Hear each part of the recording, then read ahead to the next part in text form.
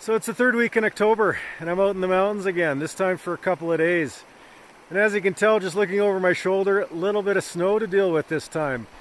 Should make things a little bit more challenging, a little bit more interesting, so I'm looking forward to having some fun out here.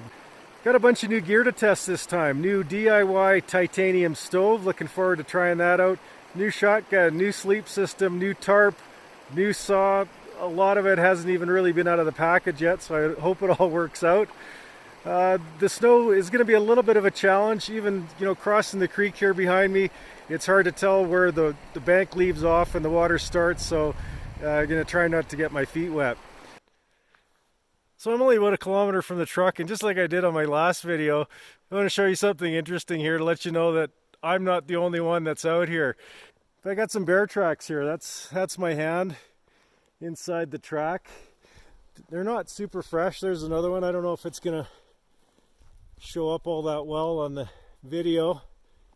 And what's kind of interesting about these trails that I hike on, whether they're old deactivated logging roads or however they got here, it's not just people that like to travel on them. The game use them as well. And these tracks that I show you here, they're heading that direction, right up the trail, the same direction we're going.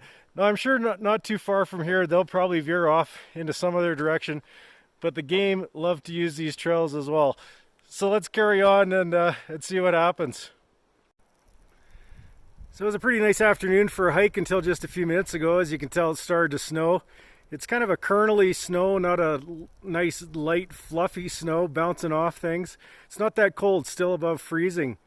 But up here in the high country, ceilings come down, winds blowing as soon as I get out of these trees. It's important to get down the other side into the valley. There's no water up here, so even if I could, find some shelter, set up my camp, I'm gonna need some water. I'm running a little bit low. I've only got about ½ liter left, and my legs are starting to cramp up a little bit. These high steps that I'm taking through the snow, it's a different motion, so getting some thigh cramps, hamstring cramps. So not severe, pressing through that, sipping my water, making it last, but it's important to get down the other side, find some shelter, and find some water.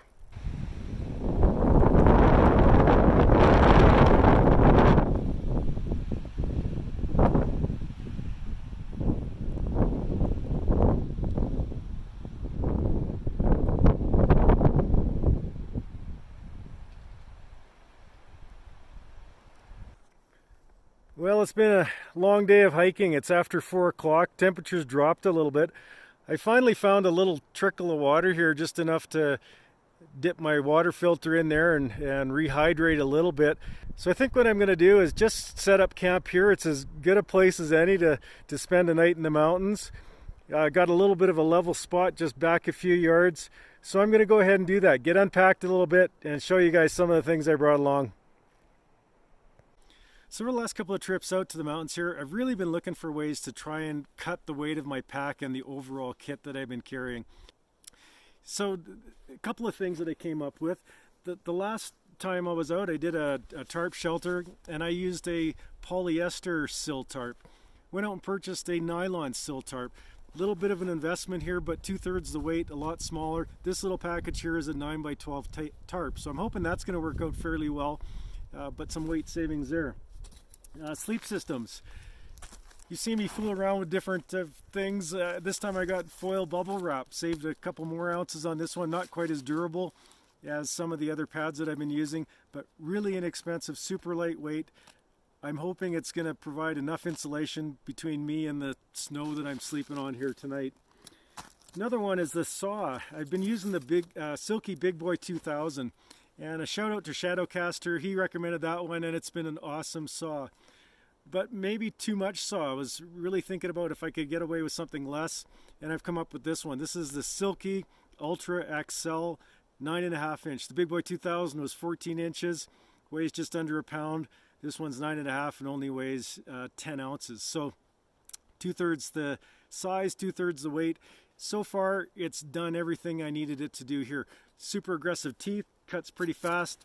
And I have to tell you, the first thing when I get to camp, I always cut a couple of logs. This is a 7-inch log, one for a table, one for a stool that I'm sitting on.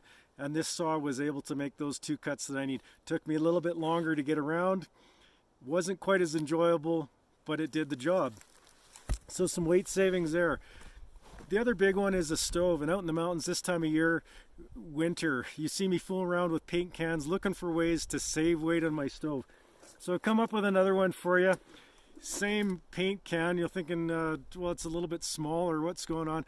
This time I cut it in half, and I'm adding a titanium body. So it turns out it's going to be a bigger stove, not any heavier, and I'm also using some titanium for a stovepipe here. So a little bit of an experiment on this one, but the total stove kit, and I've got some heavier clamps on here. I ran out of hardware at 10 o'clock in my garage last night, but total weight, 2 pounds, 2 ounces.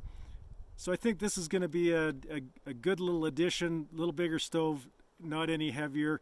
And because I haven't got a heavy pipe, it's actually saved me weight. I'll just give you a little quick tour of the inside, and then in the morning we'll do the outside, show you what that looks like. But essentially my 9x12 nylon sill tarp seems to have worked out pretty well. So that's perfect. And on the end, once again, I've just got a sheet of Mylar clipped up there. So I've got some reflective. That's going to be my head end there. Got my UCO T-Light candle lantern, bottle of water.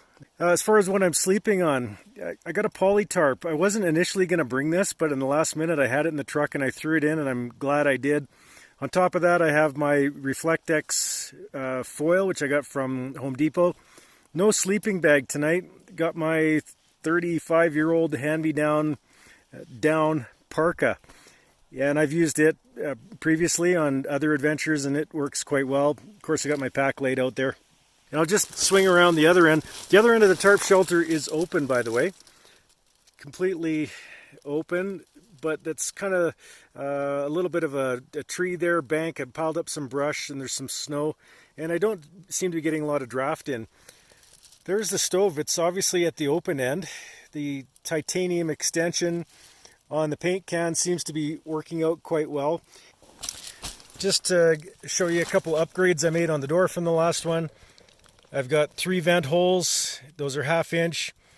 I've got, I'll just try and switch hands with the camera. I got a bit of a vent cover there, so that moves up and down, just a single bolt there. And for a door clasp, I've got a wing nut. So you got to be a little bit careful, use a twig with it, but it does work to hold the door closed. And of course the vents, as we all knew, we're going to provide a good oxygen airflow to the front. Just regular carriage bolts for feet on this thing, and so far so good. I've had it burning since I got it set up a couple of hours ago probably. And that's the wood I'm putting in there, a little bit bigger than I had before, probably 2.5 inches, maybe could get a 3 in there. But the fact that the stove is basically 12 inches longer, I can get a nice long piece of wood in there, and it seems to be burning for a good period of time. I'll do a follow-up in the morning and see how it did overnight. So that's it here for tonight. I've had a little bit of dinner, need to get some more fluids in me. Ready to lay back and go to sleep, honestly. So that's it till the morning. If anything happens overnight, as always, I'll get you guys up. About 8:30 in the morning, survived another night in the woods in the tarp shelter. Just thought I would do a quick follow-up on the stove. Overall, it worked pretty well. I was able to get probably an hour out of a full load. Kind of a limitation of the tools I brought along. I've only got a buck knife and a silky saw, so finding the right size material or making the right size material was more of a challenge than anything. There were only so many of these, 1.5-inch branches around here, and those worked really well. The 3-inch were just a little bit too big. There wasn't enough heat maintained in the stove to keep a big log like that burning. So consequently, I ended up batoning a bunch of those. Had to cut them down into shorter 6-inch pieces, but again, getting them all the way to the back of the stove. So for ultra lightweight without an axe, this stove is almost a little bit too long. I had a 12-inch piece. I used it as a bit of a test, but I think if I was just going to go this way in the future, maybe cut that down to 6 or 8 inches. Other than that, the stove worked out all right. I had it perched on those couple of logs, and that wasn't ideal, but it did work. I had the door cracked open for most of the night. The vent holes weren't quite enough to really keep that momentum going. The damper worked out okay, but again, I almost had to really fool with the combination of the damper and the air holes in the front to get a full hour out of this. So it was more a series of cat naps last night than long periods of sleep. So other than that, pretty happy with it. Gonna tweak it and experiment a little bit more, but overall it worked pretty well. So that's the outside of the tarp shelter, just off the main trail. A view into the open end. You can see my bed mat there. Very simple A-frame construction. I've got a paracord that runs attached to a tree on one end and a tree on the other end, and down the center of the tarp as a ridge line.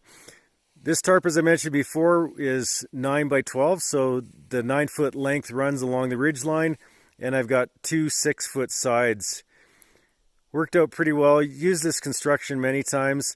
If you really need to, you can close up this end, but seeing as I had the stove and I didn't have a lot of pipe, I left this one open last night. There was a little bit of wind, flapped the tarp a little bit, but overall pretty protected here in this little bit of a gully.